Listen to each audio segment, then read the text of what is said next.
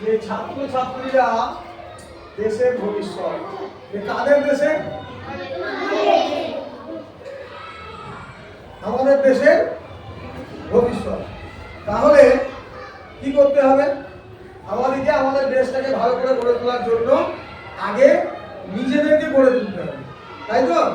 আমাদের ছাত্রছাত্রীরা অর্থাৎ তোমরা নিজেরাই যদি নিজেদেরকে ভালো করে গড়ে তুলতে না পারো তাহলে দেশটা ভালো করে গড়ে উঠবে কি করে?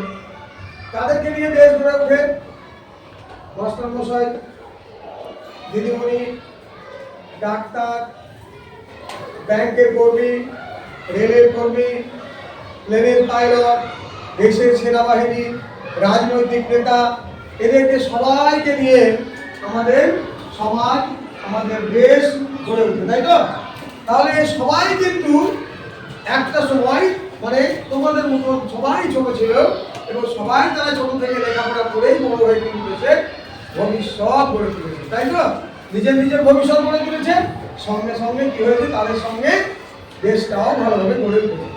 আজ আমাদের প্রধানমন্ত্রী নরেন্দ্র দামোদর দাস মোদী, তিনিও কিন্তু একজন তোমাদের মতো ছোট বাচ্চা ছিলেন। রাষ্ট্রপতি দ্রৌপদী মুর্মু, তিনিও একজন ছোট বাচ্চা ছিলেন। তারা আজকে আমাদের দেশটাকে সঠিক পথে চালিয়ে নিয়ে যাচ্ছেন, তাই জন্য আমরা সবাই সুখ শান্তিতে থাকতে পারছি। তাহলে এবার দেখতে হবে যে এরা আমাদের আদর্শ, এদের কথা চিন্তা করে আমরা কি হতে পারি। সুভাষচন্দ্র বোস, স্বামী বিবেকানন্দ, এরা সবাই নিজ নিজ জায়গায় উজ্জ্বল ছিলেন এবং তাদেরকে দেখেই আমরা আমাদের ভবিষ্যৎ গড়ে তুলছি। তাহলে এবার আমরা জানবো আমরা কে কি হতে চাই। তাহলে কোথা থেকে শুরু করি? বলো রানী, বলো কি হতে চাও? জোরে বলো দিদিমণি হতে চাই। মাস্টার নাকি বলো দিদি কি যে আমরা কি বলি দিদিমণি, মা আমাদের দিদিমণিকে আমরা কি বলি?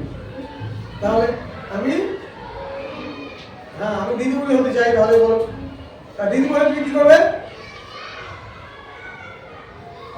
সবাইকে পড়াবে, তাই তো? সবাইকে পড়িয়ে ভালো করে লেখাপড়া শিখিয়ে বড় করে তুলবে, বুঝছো? অনেকে বলো কি হতে চাও? সবাই নিজের নিজের ইচ্ছা ঠিক করে নাও, কি হতে চাও বলো, করে দাঁড়াও। অনেকে বলেছে অনেকে ডাক্তার হতে চায়। ডাক্তার হয়ে তুমি কি করবে? দেশের মানুষকে আর গ্রামের মানুষকে কি করবে? চিকিৎসা করবে তো? আর গ্রামের মানুষ তোমার কাছে দেখা গেলে তুমি হয়তো কলকাতায় বসে চিকিৎসা করছো। গ্রামের মানুষ যখন গিয়ে পরিচয় দিল যে আমি বাড়িও গ্রামের মানুষ, বুঝলে কি হলো, আমি চিকিৎসা করছি না, আমি তোমার বাবাকে দিই, তখন তুমি কি করবে? তাহলে তার বিনা ফিসে চিকিৎসাটা করবে, তাই তো? তাহলে তখন তার কিন্তু একটু দয়া হবে যে আমার গ্রামের মানুষ, এর কাছে কোনো ফিস না নিয়ে আমি বিনা পয়সায় চিকিৎসা করবো। এবং তাহলে অনেকের উচিত হবে, অনেকে চেষ্টা করবে যে সত্যি যখন ভালো ডাক্তার হবে তখন বাড়ির গ্রামে সপ্তাহে একদিন করে এসে সমস্ত মানুষকে চিকিৎসা দেবে বিনা পয়সা।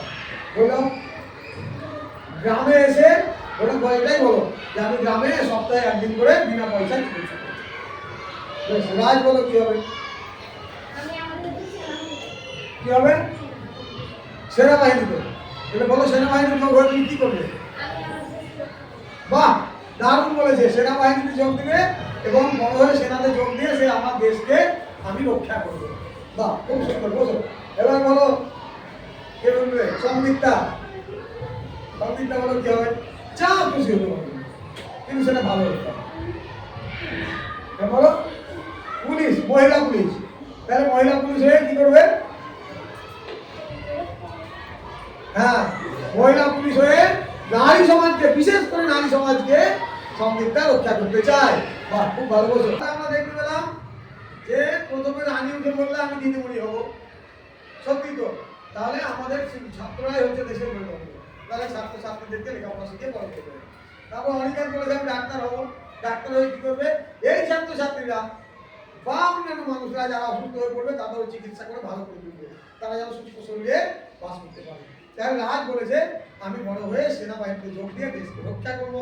নেহা বলেছে আমি পুলিশে যোগ দেবো, মহিলা পুলিশ হবো। ওইদিকে সংগীতা বলেছে আমি মহিলা পুলিশ হবো, এ নারী সমাজকে রক্ষা করবো। তাহলে আমি দেখলাম যে আমাদের সমাজের সকল স্তরের মানুষের প্রয়োজন আছে, তাই আমাদের বড় হতে হবে এবং সেই সব জায়গায় প্রতিষ্ঠিত হতে পারে যাতে করে আমরা দেশের সেবায় নিজেকে নিয়োগ